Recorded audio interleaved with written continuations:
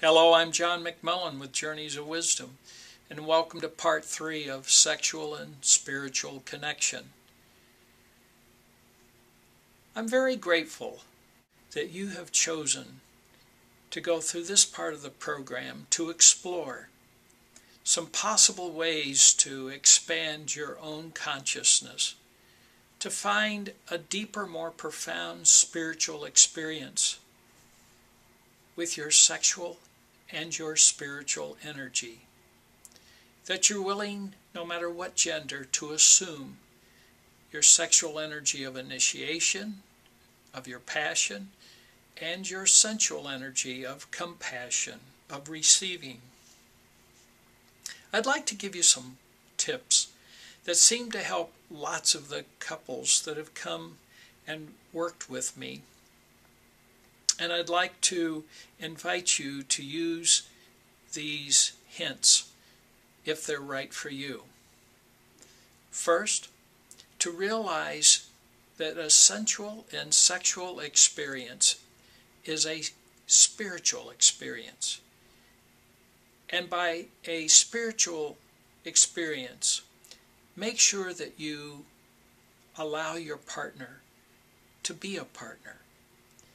If you look at them as an inferior or inferior way, you'll make them into your parent or your child.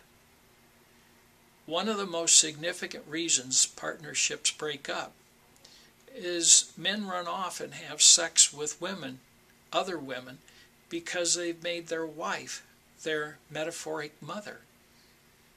Or women make their husband their metaphoric child. It's very hard to have a sexual relationship with someone inferior or superior, and you're the one that made them into that being. 2, play. Play is a very important ingredient to a passionate and compassionate sensual and sexual experience. The reason it's so important is because play can only happen when there is no fear or shame in the experience. 3, learn to give and receive. If you become an overgiver and you give yourself away, then your partner becomes a taker. This is a very important aspect of helping a relationship maintain a healthy sensual and sexual aspect. Make sure that you know how to offer sensual energy of holding, touching, caressing, as well as the passion and urgency and desire. Because if you don't offer desire, your partner doesn't feel wanted or valued. So it's very important that this is a give and receive, not a give and take relationship. 4, talk with your partner. If you feel any resentment coming up because you feel there is an out of balance in which you're always giving or always having to give yourself up, or you feel used, tell your partner. Don't make it their responsibility. Make sure you take ownership and say, for me, this is what's going on, and I need your help to move beyond this. You're not responsible for how I feel. And I'm wondering if you can let me talk about it and see if we can work through it together as a partnership. 5, discover the higher purpose of your sensual and sexual energy. See if you can discover the connection to the spirituality, a sense of belonging, the connection to something greater than yourself.